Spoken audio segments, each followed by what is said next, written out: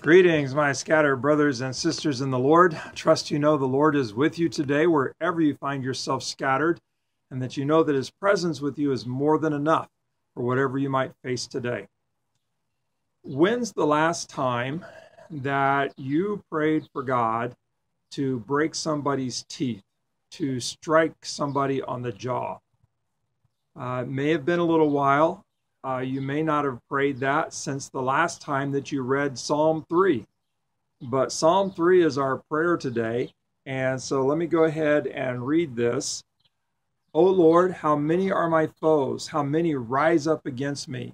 Many are saying of me, God will not deliver him. But you are a shield around me, O Lord. You bestow glory on me and lift up my head.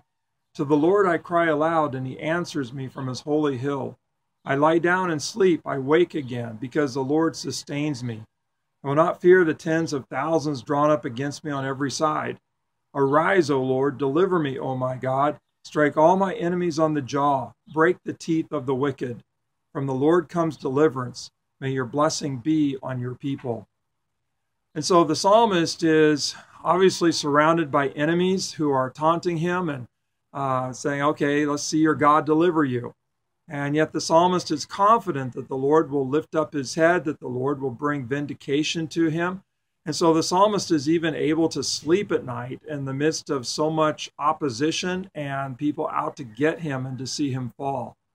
And then he cries out, Lord, strike all my enemies on the jaw, break the teeth of the wicked, because he knows that deliverance comes from the Lord. So there's a couple things I want to call our attention to here. First of all, this probably isn't the prayer that Jesus meant to pray when he said to pray for our enemies and for those who persecute us, we're to bless them. Probably not the prayer. But in order to pray peace for our enemies, we have to first acknowledge that we have a lot of anger inside. We have to acknowledge that we've been hurt. We have to acknowledge that things aren't right, that things are wrong. And so in order to get to the place where we can pray God's blessing upon our enemies, we probably have to start by being honest about what's really in our hearts. And see, that's the thing about the Psalms. They teach us to pray whatever is actually in our hearts. And so if there's anger that's there, if there's hurt that's there, if there's a desire to see vengeance upon those who are against us or those who have done us wrong, then we need to pray that out.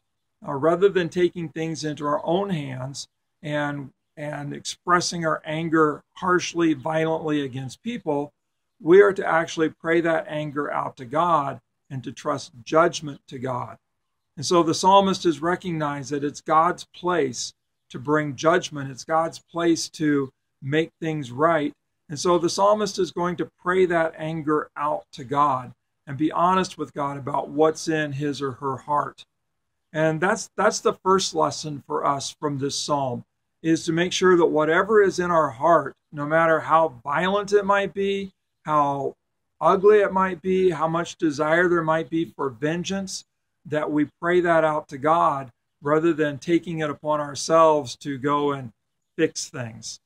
The second thing from this that we need to make sure, the psalmist prays with the confidence that God cares. And the psalmist prays with the confidence that God can and will do something about it. And so remember from Psalm 1 and Psalm 2 that God really does rule and that God brings justice. And so the psalmist prays, cries out, expresses his anger with a deep, deep conviction that God really does rule, that God has the ability to fix things, and that God actually cares, that God is just and righteous. And so God is going to make things right, bring about justice, bring about righteousness.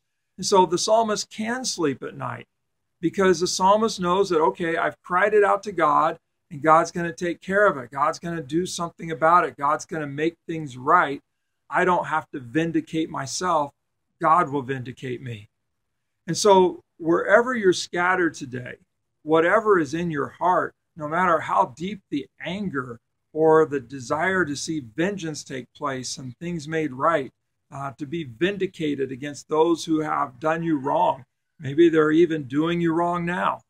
To pray that out to God, cry that out to God, And then to trust that God is able to do something about it and that God will do something about it because God is sovereign over all and God is just and is bringing about his righteousness. And with that, rest. Rest that God will make things right.